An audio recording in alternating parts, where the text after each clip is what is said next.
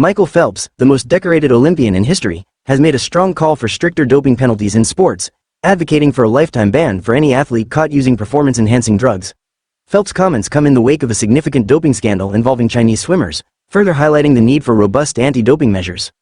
During a media session in Paris, Phelps expressed his unwavering stance on the issue, stating, "If you test positive, you should never be allowed to come back and compete again, cut and dry.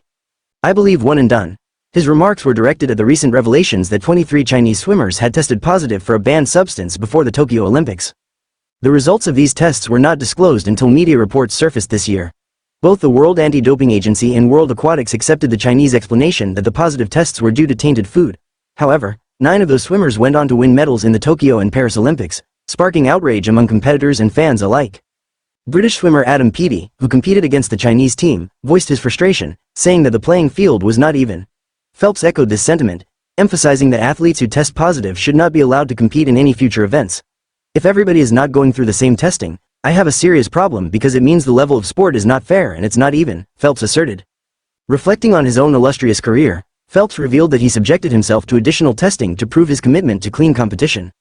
Leading up to the 2008 Beijing Olympics, where he won a record 8 gold medals, Phelps underwent weekly blood and urine tests to dispel any doubts about his integrity. "People called me a cheater throughout my career," Phelps said.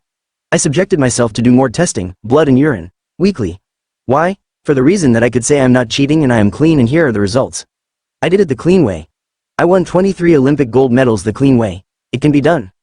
Phelps acknowledged that he always suspected some of his competitors were doping but chose to focus on what he could control. Since retiring after the 2016 Rio de Janeiro Games, Phelps has become an outspoken advocate for mental health and anti-doping efforts. He recently testified before the U.S. Congress, calling for significant reforms to the current anti-doping system. "What has to happen is everybody has to come together and figure out one way to test everybody all over the world. Period," Phelps said. "And if you test positive, you should never be allowed to come back and compete again." Phelps expressed empathy for athletes like Peaty, who feel their hard work has been undermined by competitors who cheat.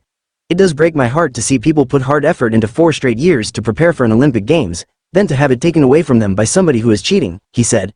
"It's not right. I stand for that and I will always stand for that." In a lighter moment, Phelps praised French swimmer Léon Marchand, who excelled at the Paris Olympics, winning 4 individual gold medals and a relay bronze. Phelps was particularly impressed by Marchand's back-to-back victories in the 200 butterfly and 200 breaststroke on the same night, calling it one of the greatest doubles we've ever seen in the sport. Phelps chuckled at comparisons between Marchand and himself, recalling how he strived to be the first to achieve his milestones.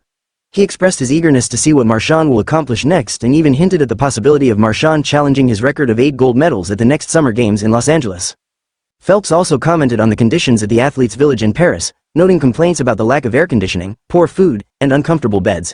He reminisced about his own experiences in Olympic villages, where he and his teammates often had to bring extra bedding and fans to cope with the challenging conditions. "Let's think about what the athletes need and what they need to perform," he urged future Olympic hosts. As for a potential comeback, the 39-year-old Phelps firmly dismissed the idea, sharing a touching moment with his son Maverick. When asked by his 4-year-old if he could still compete, Phelps explained that returning to competition would mean sacrificing time with his family.